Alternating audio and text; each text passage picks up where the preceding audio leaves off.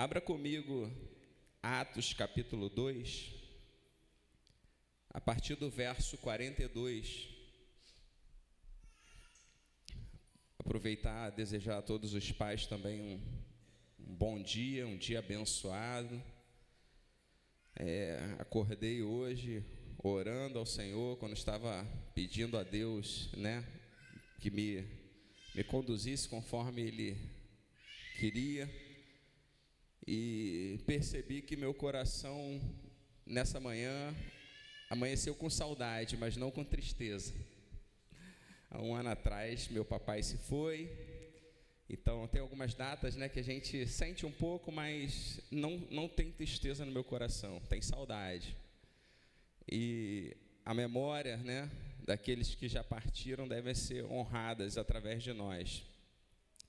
E algo que me fez muito feliz também ontem, foi 00:10, recebi uma carta que quase não consegui ler, porque a letra é muito feia. Davi escreveu uma carta para mim, e uma frase assim me desarmou, vamos dizer assim, me deixou arriado. O Senhor é uma inspiração de homem para mim, aquele que eu quero ser quando eu crescer. E eu dei glória a Deus, porque não é nada nosso, tudo é do Senhor, nada fica na gente. E esse é o segredo.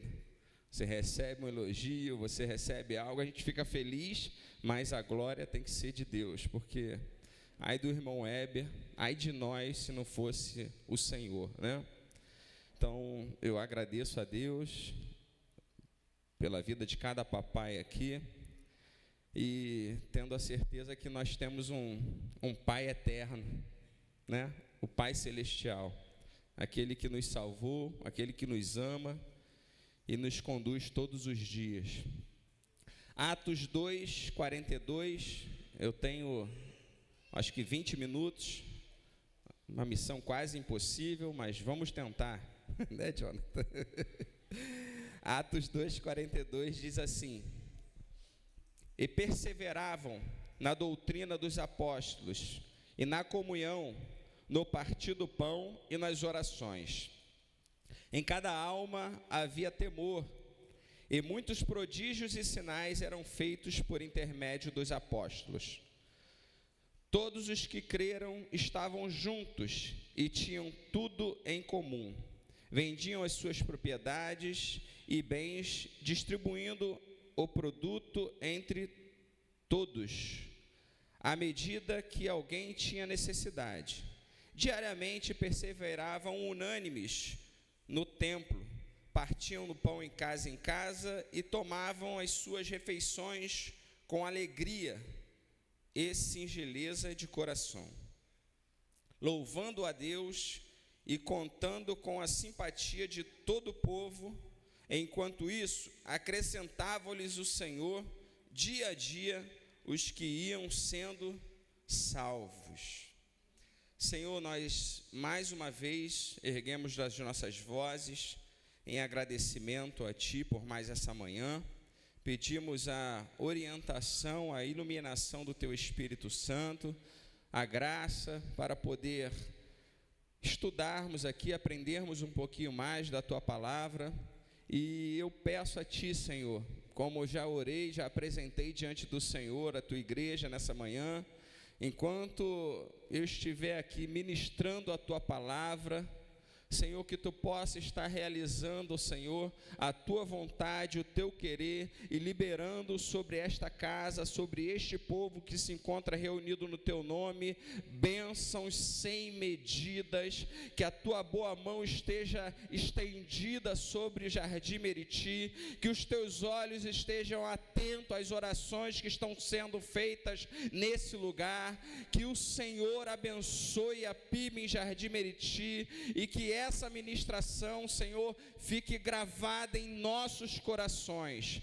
Pai, quando recebemos da Tua palavra, não é apenas para conhecimento histórico, não, Senhor, não é para conhecimento daquilo que eles vivenciaram lá no passado, não é apenas, Senhor, o que eles viveram no passado, a Tua igreja, Senhor, pode viver hoje, a Tua igreja precisa buscar hoje, a Tua igreja precisa crer hoje, que o mesmo Deus que operava no passado, é o Deus que opera no presente em nossas vidas.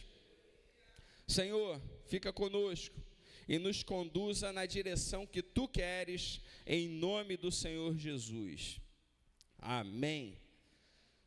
O Senhor Jesus, após a sua morte e ressurreição, diz o texto bíblico e alguns textos, falam que ele permaneceu ainda 40 dias na terra.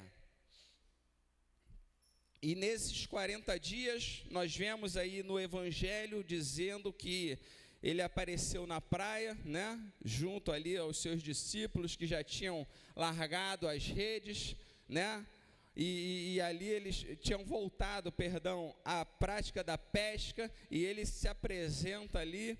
Ele também aparece para aqueles 2 discípulos que estavam a caminho de Emaús, voltavam de Jerusalém, a caminho de Emaús, tristes porque havia morrido o Cristo do Senhor, a esperança dele, a esperança de salvação, havia morrido.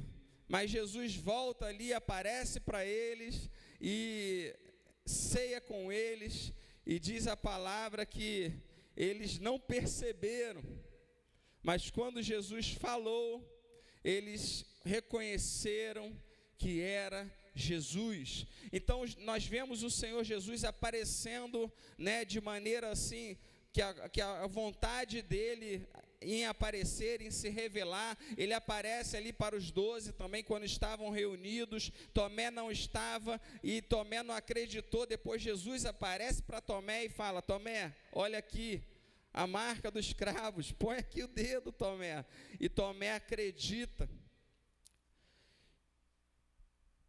E Atos vem falar que, comendo com eles, no capítulo 1, verso 4, comendo com eles, determinou-lhes que não se ausentassem de Jerusalém, mas que esperassem a promessa do Pai. E que promessa era essa? A promessa era a descida, o derramamento do Espírito Santo. Ou seja, vou ilustrar aqui, é como se Jesus estivesse passando o bastão, vamos dizer assim, para você entender. Ou seja, mas eu vou enviar o Consolador, o outro Consolador, é o mesmo, o outro aí é halos, essa palavra outro é halos, ou seja, um outro, mas da mesma natureza, ou seja, o Espírito Santo. Havia uma promessa. O tempo agora, quem ia conduzir, quem ia reger a igreja era o Espírito Santo. E ele fala: olha, vocês precisam ficar em Jerusalém. Fiquem, não saiam de Jerusalém, até que a promessa do Pai se cumpra. Porque João, na verdade, batizou com água, mas vocês sereis batizados com o Espírito Santo. E aí há um questionamento. Eles perguntam: mas Senhor, será este o tempo que restaurará Israel, o reino de Israel? Aí ele responde: não vos compete, verso 7, não vos compete conhecer tempo ou épocas que o Pai reservou pela sua exclusiva autoridade. Mas lembre-se de uma coisa, verso 8, vocês vão receber poder ao descer sobre vocês o Espírito Santo. E novamente o Senhor fala: vocês vão receber poder ao descer sobre vocês o Espírito Santo. E ser-me-eis o quê? Testemunhas, minhas testemunhas. Deixa eu abrir um parênteses aqui. O propósito do Senhor Jesus, em enviar o Consolador, em batizar a igreja, os crentes que crerem com o Espírito Santo, o revestimento de poder, a capacitação do Senhor, a descida do Espírito Santo, é para sermos testemunhas de Jesus. É uma capacitação para nós testemunharmos quem é Jesus, irmos aonde o Senhor nos enviar, enfrentarmos o que se levantar e não termos medo. Quando o Senhor fala, vocês vão receber poder, o Espírito Santo vai descer sobre a vida de vocês, é porque o Senhor já sabia a resistência que eles iam enfrentar. O Espírito Santo capacitou a igreja no passado, encheu a igreja, batizou ali os irmãos com a presença dele, uma capacitação, algo sobrenatural, para que eles resistissem todas as dificuldades que iriam se levantar contra eles. E mais à frente, nós vamos vendo se cumprir aquilo que Jesus falou: fiquem em Jerusalém. E no capítulo 2 diz a palavra que no dia, da festa de Pentecostes, 120 irmãos estavam reunidos ali no templo, adorando ao Senhor, meditando nas Escrituras, cultuando ao Senhor, quando de repente vem o quê? Um vento impetuoso e enche toda a casa, todo o templo, e não apenas enche o templo, mas enche todos aqueles que estavam reunidos naquele ambiente. E diz o texto que todos foram cheios do Espírito Santo de Deus. E o que nos impede, irmãos, nessa manhã, de sermos cheios do Espírito Santo de Deus? Vou responder: nada pode impedir você ser cheio do Espírito Santo de Deus. Nada. As lutas que você enfrenta, as dificuldades que você passa, talvez a enfermidade que você está passando, e está lutando contra essa enfermidade, orando, pedindo ao Senhor: me cura, me restaura, Senhor, abre uma porta de emprego para mim, Senhor, salva a minha família. Está tendo problema dentro de casa, nada disso pode impedir o encher, o derramado do Espírito Santo na sua vida.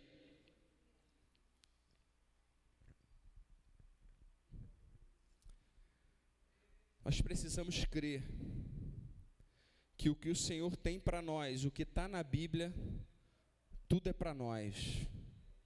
Não abra mão de nada. Tudo que está na Bíblia é para a glória de Deus, é para a sua vida e é para a minha também.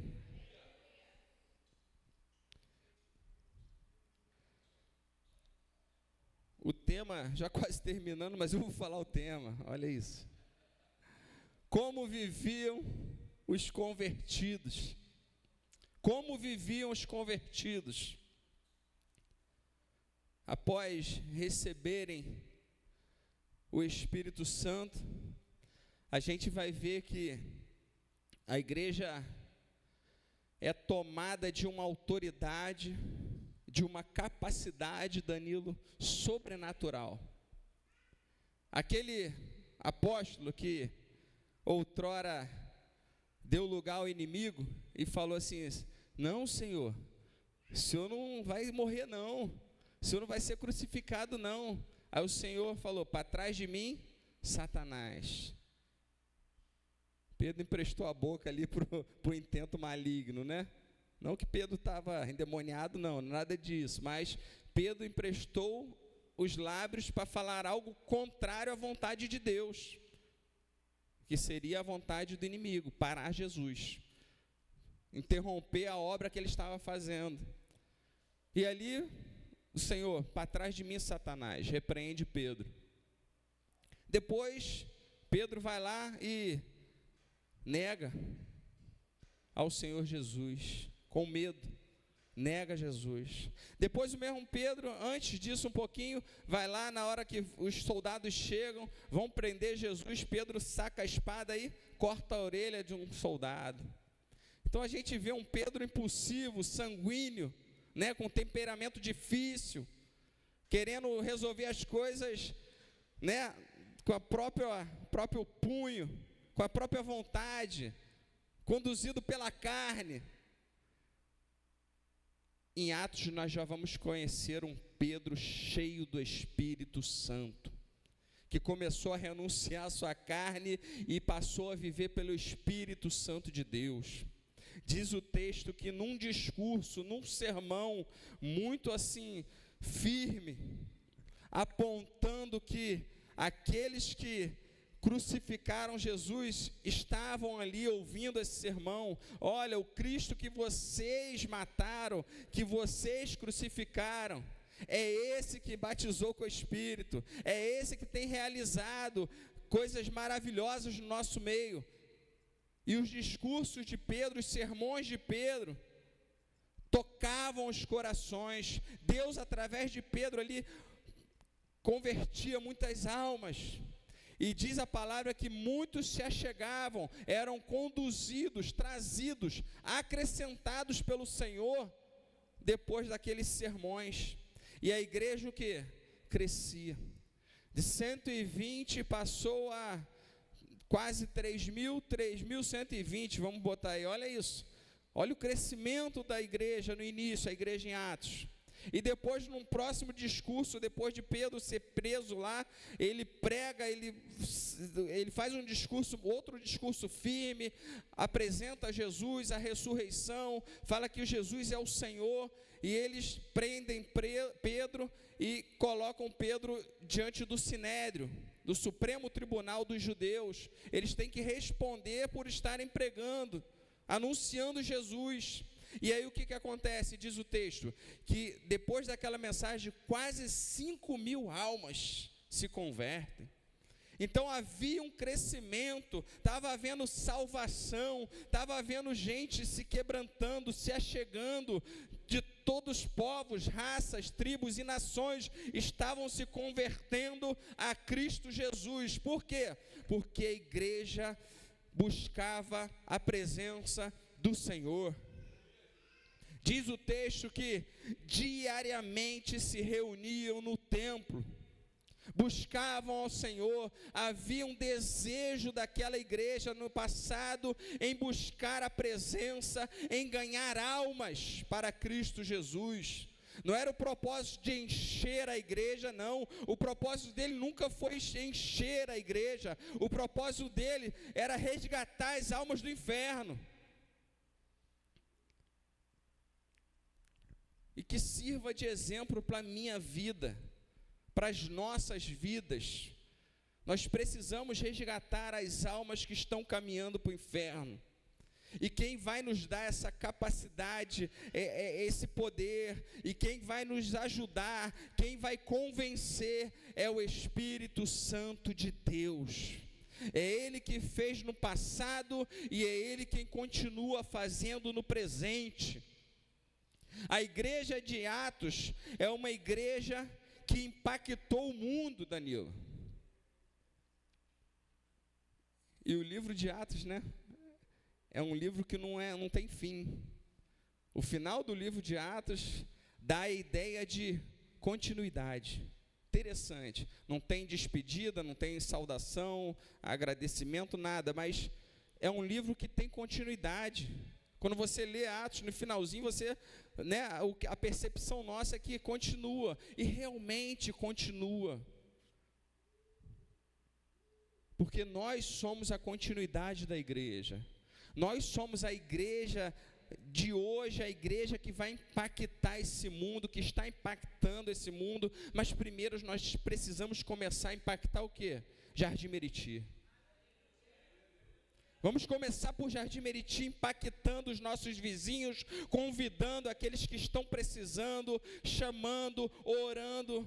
Faz o seguinte, você já até chamou, dobra seu joelho pela vida dele, pela vida dela. um vizinho que talvez você não fale muito, não converse muito, não tenha muita intimidade, ou um amigo de trabalho, uma amiga, um jovem da escola, um colega. Ora a Deus pela vida dele, apresenta essa vida diante do Senhor. Fala assim: Senhor, me dá essa alma, eu preciso ganhar essa alma, me dá essa experiência, Senhor Jesus. Espírito Santo, toca nessa pessoa, que quando eu fizer o convite, ela aceite vir à tua casa, e quando ela chegar aqui, ela não vai ser impactada porque o irmão Weber está pregando, não, ou porque o pastor Diego traz uma palavra do céu. Não é apenas isso, mas sabe como ela vai ser impactada? Já na recepção ali. Os irmãos, quando ficam ali, sejam bem-vindos, dá um abraço.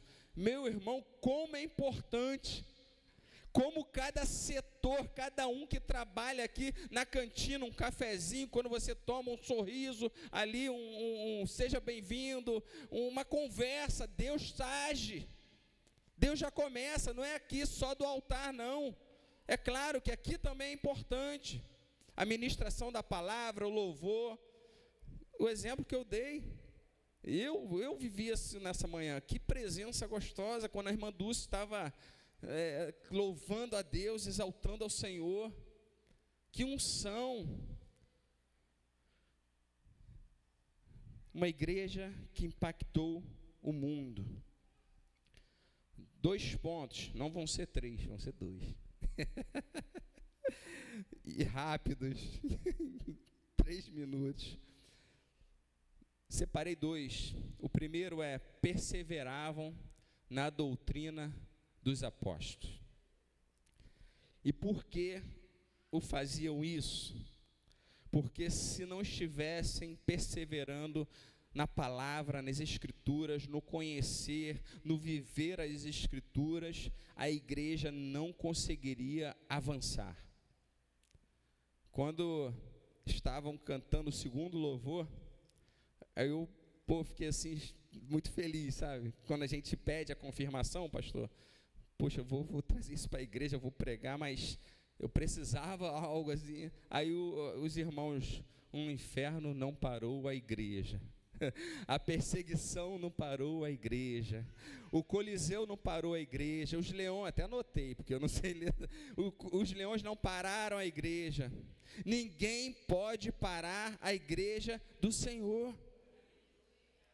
E principalmente uma igreja que está inclinada ao conhecimento das Escrituras, a viver a doutrina dos apóstolos. O que é a doutrina dos apóstolos? A palavra. O que Jesus ensinou, o que Jesus deixou para eles, eles transmitiam. E assim chegou até nós a doutrina dos apóstolos, a palavra do Senhor. E por que perseveravam? Porque existiam muitas heresias, muitas correntes, né, pastor? Filosóficas da época. Eu separei uma aqui, não sei se você já ouviu falar, mas eram os gnósticos, o gnosticismo. Para os gnósticos, né, era uma corrente filosófica da Grécia. Para os gnósticos, existia um semideus, ou seja, um Deus menor, que criou todas as coisas, e eles deram o nome para esse Deus de Demiurgo, né, pastor? O Demiurgo. E a salvação vinha através do conhecimento, do secreto. Olha que loucura. E isso o quê? Isso vinha toda hora o quê? Tentar bombardear ou colocar isso dentro da igreja, esses ensinamentos. Até porque estes que acreditavam nisso estavam sendo o quê? Alcançados pelo poder de Jesus. Aí vinham com esses ensinamentos, e para a igreja crescer saudável, para Jesus continuar sendo glorificado e dar continuidade à obra que ele tinha, a doutrina não podia mudar, não podia afrouxar.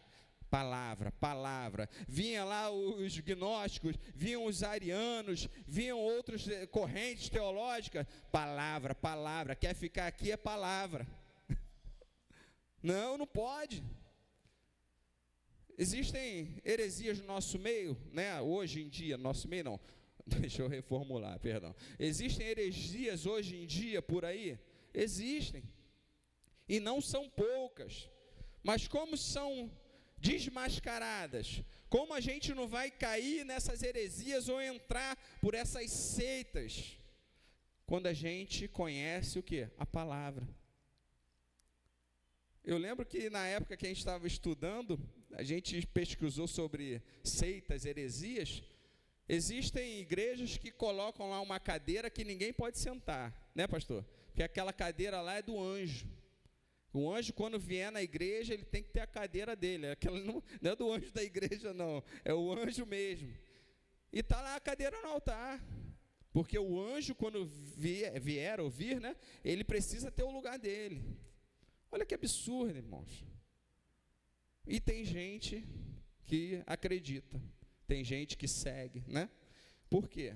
Porque não está perseverando na doutrina. E um outro ponto, o segundo ponto para a gente fechar, perseveravam em oração. Uma igreja que ama a palavra, uma igreja que procura viver a palavra, e uma igreja que ora é uma igreja que cresce, é uma igreja que vive milagres. É uma igreja que experimenta da presença do Senhor e não abre mão dessa presença. Não há vida com Deus sem esses dois pilares, vamos dizer assim. Não existe comunhão, não existe vida com Deus se a pessoa ou se a igreja não ama a palavra e não vive em oração. Não tem como. Vai ser, é um termo forte, né? Mas vai viver na mediocridade. Mas se nós quisermos viver tudo aquilo que Deus tem para as nossas vidas de maneira extraordinária, sem abrir mão da presença dEle, e ver o Senhor agindo em nossas vidas e através das nossas vidas, não abra mão da palavra do Senhor e não abra mão da oração. Pedro e João, Atos 3:1. Pedro e João subiam ao templo para orar. Atos capítulo 4, verso 31. Atos 4, 31. Também fala sobre oração. Tendo eles orado, tremeu o lugar onde estavam reunidos. Deus sacudiu, pastor. Tremeu o lugar. Atos 6:4. Estavam diante de um problema que apareceu na igreja, mas logo foi resolvido. E qual foi o desfecho? Quanto a nós, nos consagraremos à oração e ao ministério da palavra. Nada pode impedir, nenhum problema, nada que você esteja passando pode atrapalhar ou tomar o lugar do seu tempo de meditação, no seu tempo de devocional, a palavra, estudo e oração. Quer continuar tendo experiências extraordinárias com Deus? Reflita na palavra, medite na palavra e não deixe de orar. Ah, mas irmão Weber, eu faço só parte do ministério de dança da igreja. É simples, é só chegar lá e dançar, né, para o Senhor. Não é simples. Tem que ter palavra e oração. Ah, mas eu estou ali na mídia. É simples, é só lá manusear lá o computador, prestar atenção no tempo da... Não. Palavra e oração. Ah, mas eu fico lá na introdução, lá na porta, na recepção. Palavra e oração. Independente do setor, aonde você estiver, palavra e oração. Corpo diaconal. mais palavra e mais oração ainda. Pastor, ministério pastoral, muita palavra e muita oração, né, pastor? E a igreja que ama a palavra e que ora um pelos outros é uma igreja viva. A igreja em Atos era uma igreja viva, uma igreja que impactou no seu tempo, a sua região. E nós também, em nome de Jesus, vamos impactar Jardim Meriti, vamos impactar Vilar dos Teles, vamos impactar São João de Meriti e até mesmo Rio de Janeiro, Brasil, porque nós amamos a palavra e oramos ao Senhor. Que Deus nos abençoe, que essa essência, que esse exemplo e referência de igreja continue na nossa vida, continue no nosso ministério, continue aqui em PIB Jardim Meriti. A palavra, a oração, a comunhão, o partir do pão, eles não abriam mão disso. Tinham não apenas união, né, pastor? Mas tinham também unidade. União diferente de unidade. Um exemplo que a gente sempre fala é união. Vou dar um exemplo físico, natural. Um monte de batata. Pega aí 10 batatas, né? Batata inglesa. União. Junta as batatas. Quando você cozinha a batata e quando você começa a amassar, fazer aquele purezinho, bota aquela manteiguinha, bota o leitinho lá, pum, você já consegue identificar qual batata era qual batata? Não, ali é unidade. O purê é unidade. E que tenhamos unidade em Cristo, em nome de Jesus. Amém.